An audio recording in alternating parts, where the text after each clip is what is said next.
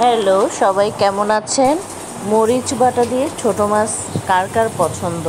তো আজকে আমি বাটা মরিচ দিয়ে ঝাল করে ছোট মাছ রান্না করব। তো প্রথমে আমি অনেকগুলো পেঁয়াজ দিলাম, এরপরে রসুন বাটা দিলাম, কাঁচা মরিচ দিলাম, লবণ দিলাম, এরপরে আমি শুকনা মরিচটাকে ব্লেন্ড করে রেখেছি তা দিলাম। তো এখন আমি হলুদ দিচ্ছি, জিরা, ধনে, মরিচের গুঁড়া দিয়ে ভালো করে নাড়বো।